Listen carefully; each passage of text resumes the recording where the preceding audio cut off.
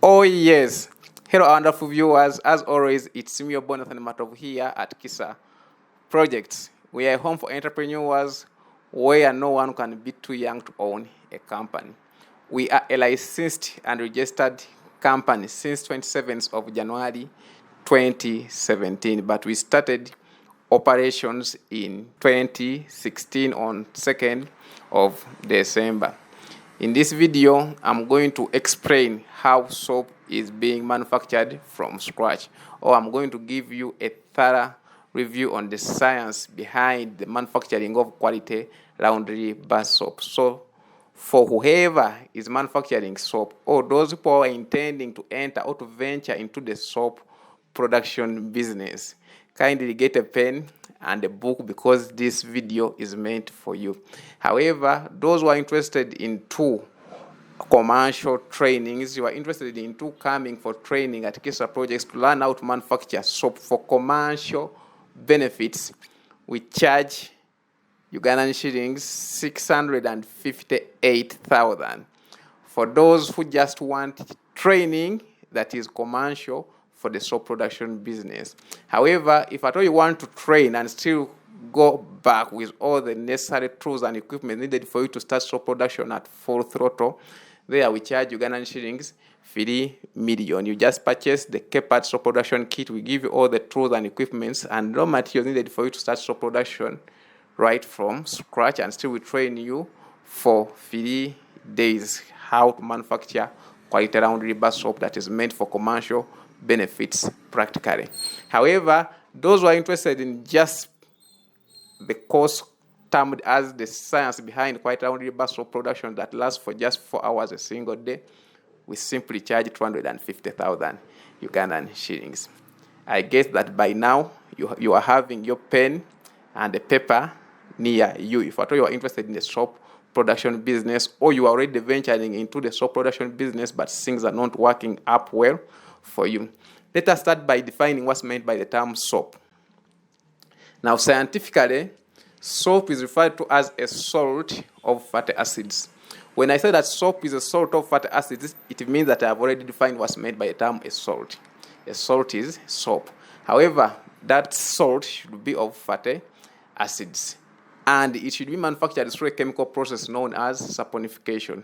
So for us to come up with that salt of fatty acids, we have to undergo through a chemical process known as saponification. Now the question will be then, what is saponification?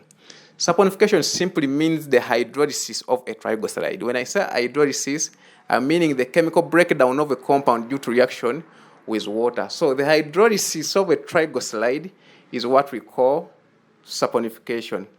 Now, these triglycerides are non-polar lipid molecules. However, they should be composed of glycerol molecules, and inside those glycerol molecules, we should be having the 2 fatty acid molecules. And it is those 2 fatty acid molecules that contribute to the 5 properties of a good bar of soap, which are hardness, cleansing, conditioning, bubbly lather, and creamy lather. When I speak of hardness, this defines the firmness of a soap bar. In this, a good bar of soap should be strong but mild and durable. Then cleansing is the ability of the soap to remove oily materials or greasy substances from the areas of application. Then when we talk of bubbly, this measures the cleansing ability of the soap lather. And creamy lather stabilizes the nature of the soap lather.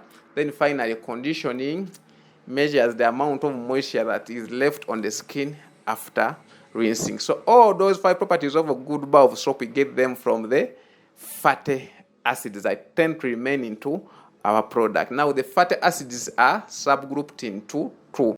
4 of them are saturated and 4 of them are unsaturated. So when we add them up together, we get 8 carboxylic acids. So it is those 8 carboxylic acids that form what we call fatty acids. Or the definition for fatty acids is, or we can say that fatty acids are carboxylic acids of long aliphatic chains. Some are saturated and some are unsaturated. Now, the saturated fatty acids will contribute to the hardness, bubbly lather, and cleansing properties of a good bar of soap. And the unsaturated fatty acids will contribute to the conditioning and creamy lather properties of a good bar of soap. However, all those fatty acids, both saturated and unsaturated, they are found in glycerol molecules, which glycerol molecules are found in the triglycerides. So it means that for you to manufacture soap, first of all, you need triglycerides.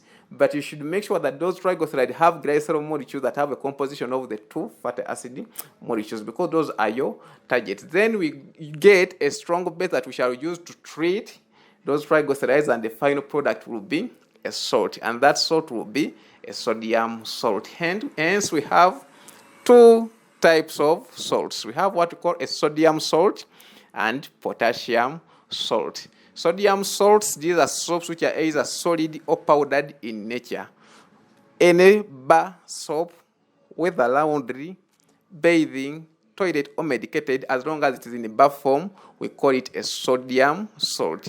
Then potassium salts are the liquid soaps or soft soaps. Okay, we have two types of salts. We have what we call a sodium salt and a potassium salt.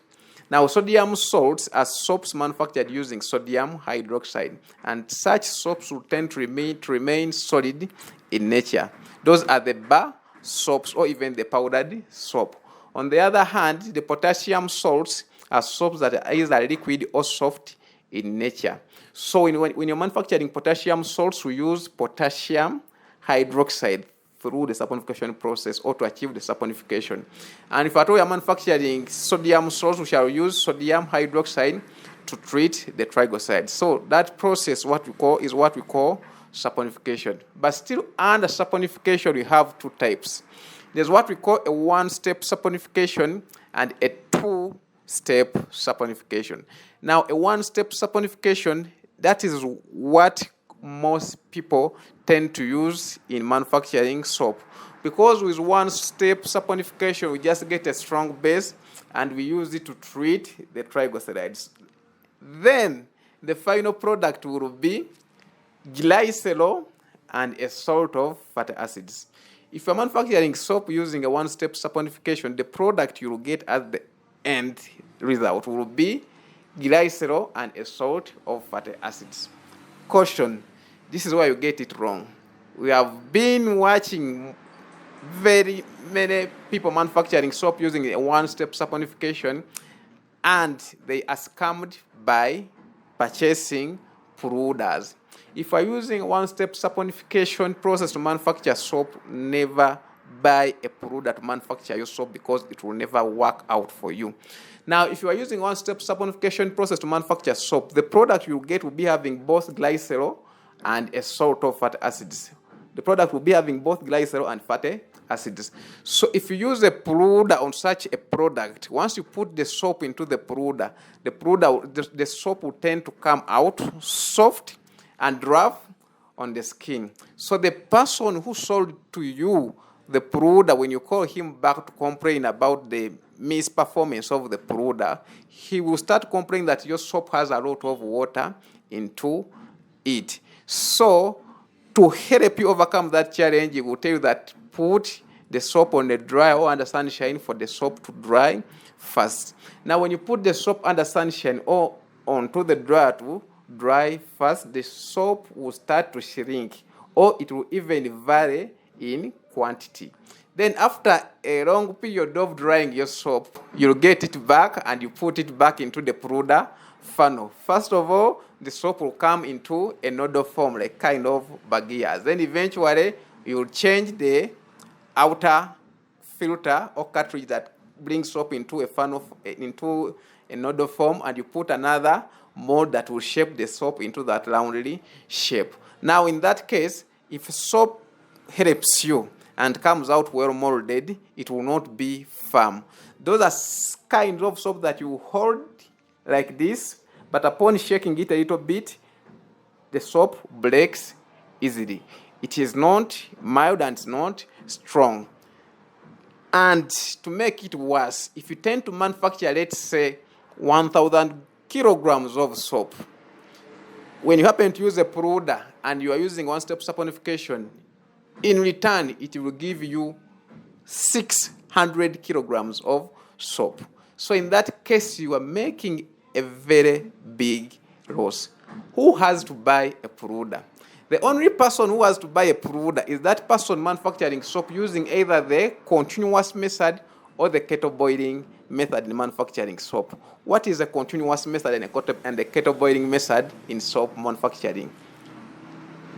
But I think let me not give you each and everything, because there should be a reason for you to come here at KISA Projects for training. But I'm going to give you some brief knowledge on how soap is being manufactured for commercial benefits, or even on a factory scale of production. The rest of information, if you want to start soap for business purposes and targeting making profits and giving customer satisfaction relative to the value of money you are charging them for your products, you should choose KISA Projects. Otherwise, if you don't choose us first, you will choose us after making a lot of losses. We have been in operation since 2016. Quite a number of people have been coming and asking for our services, and all those we have worked on are performing well in various productions in and outside the country. With us, no one can be too young to own a company. Start small, dream big.